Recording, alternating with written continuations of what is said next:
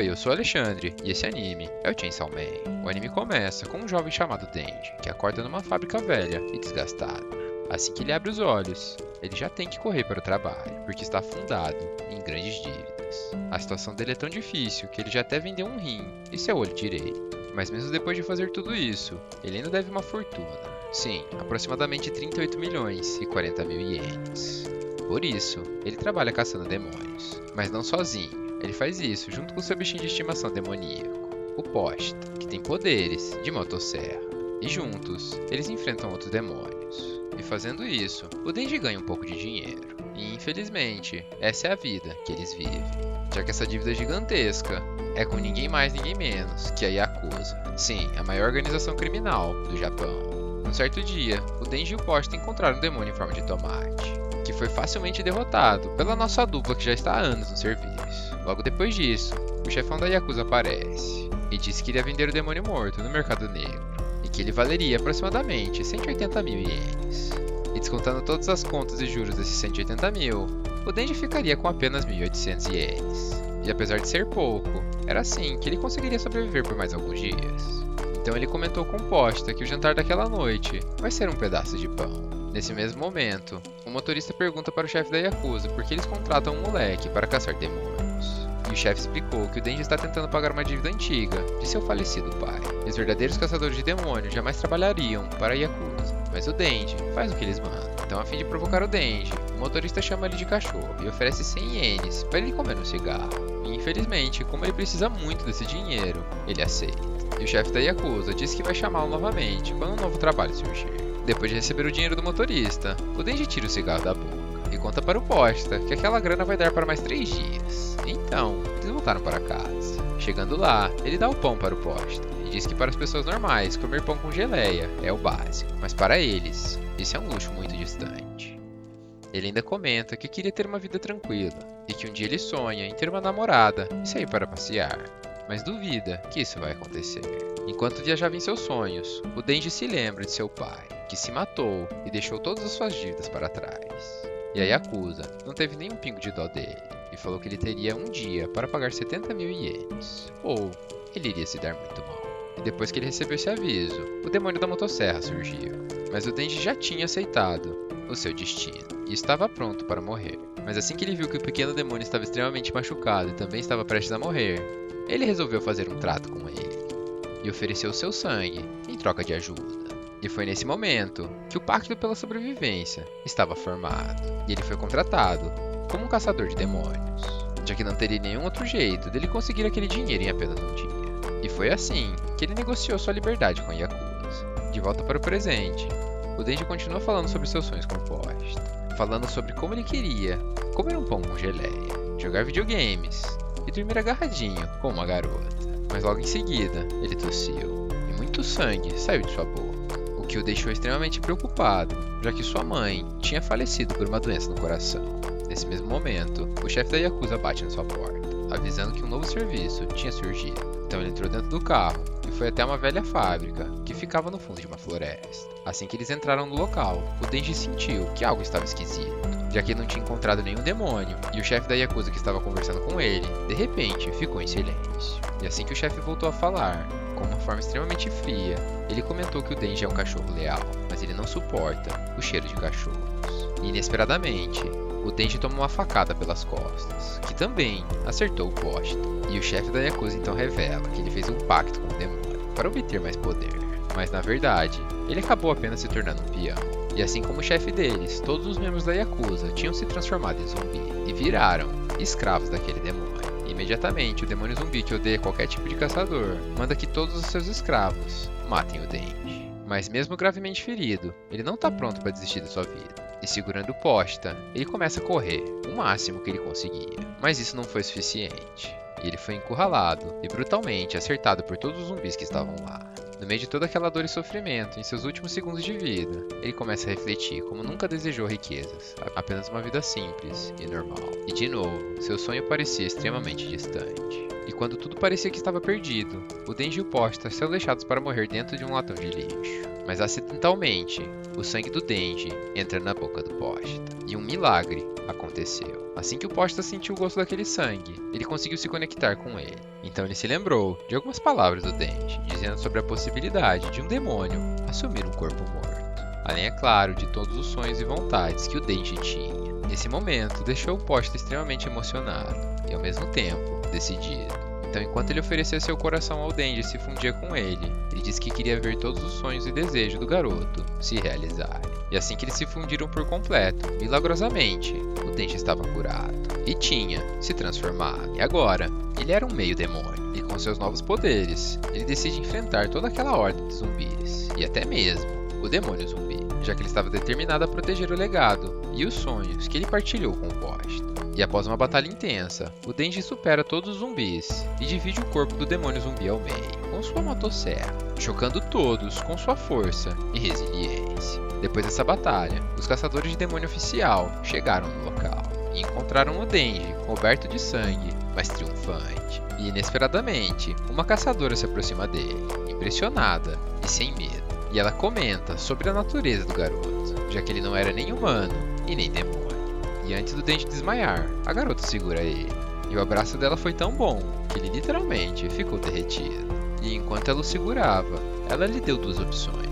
Ou ele seria tratado como um demônio e ela teria que matá-lo, ou ele seria tratado como humano, mas iria ter que virar um bicho de estimação para ela. E depois de ouvir suas opções, ele perguntou se ela iria alimentar ele e o que teria de café da manhã. E assim que a garota o ofereceu pão com geleia, além de várias outras coisas, ele imediatamente concordou com a oferta e ficou ansioso por ter um momento de paz depois de tanto caos em sua vida.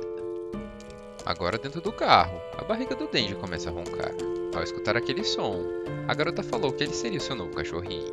E as únicas respostas que ele podia dar era sim ou woof, e nunca dizer não.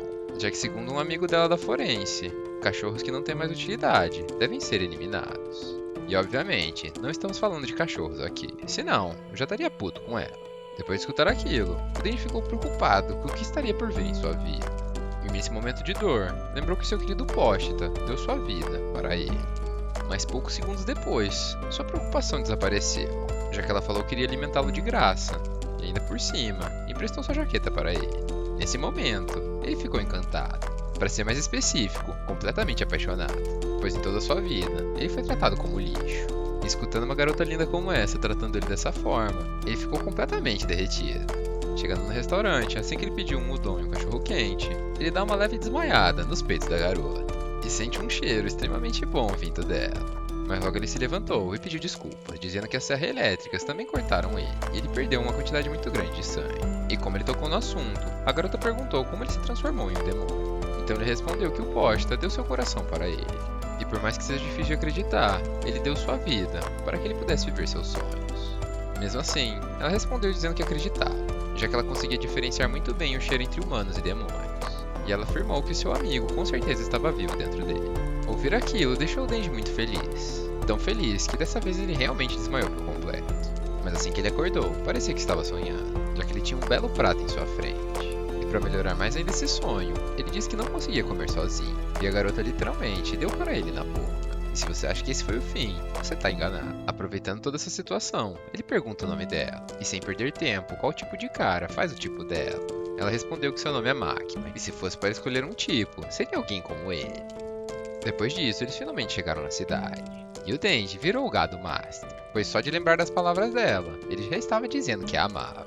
Então enquanto eles caminhavam, a Máquina disse que eles chegaram, no quartel-general dos caçadores de demônios. Ao entrar lá, enquanto a Máquina explicava as coisas para ele, tudo que vinha em sua mente é que daqui a algumas semanas eles se tornariam um casal. E ele mal podia esperar por fazer coisas que casais fazem. Ele queria muito isso. Mas depois que ele vestiu seu novo uniforme e ela apresentou ele ao seu novo parceiro, ele caiu na realidade e ficou chocado por descobrir que não iria trabalhar com ela. E pelos próximos 3 anos, ele teria que se dar bem com Hayakawa Aki, seu novo parceiro, que logo puxou pela roupa, dizendo que eles iriam patrulhar a cidade. Mas o Denji se jogou no chão como uma criança, dizendo que não iria, que queria trabalhar com a Máquina. Ao ver aquilo, a Máquina se aproximou dele e mais uma vez o iludiu, dizendo que para ele trabalhar com ela, ele vai precisar mostrar resultados, e que por isso, ele tem que se esforçar.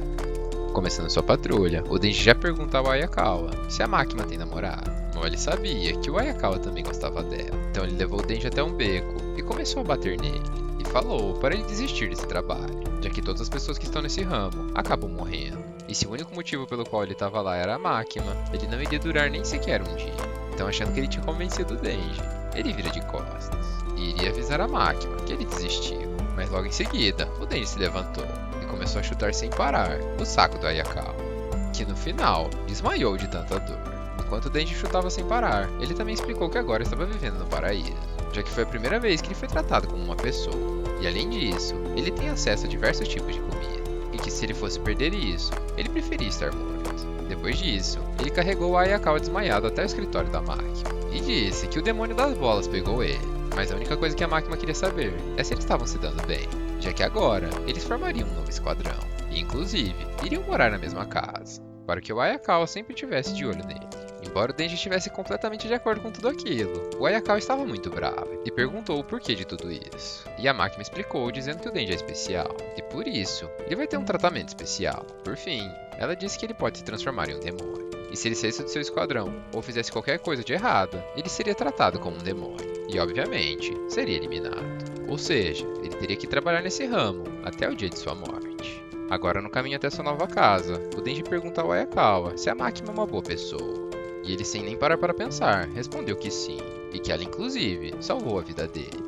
E o simples fato do Denji estar vivo ainda significava que ela era uma boa pessoa, já que no fim das contas, ela é uma caçadora de demônios. E pensando nela de novo, o Denji estava com saudades e queria senti-la. Depois disso, o Denji foi aproveitar a vida, se divertindo no banho e comendo um pão com geleia.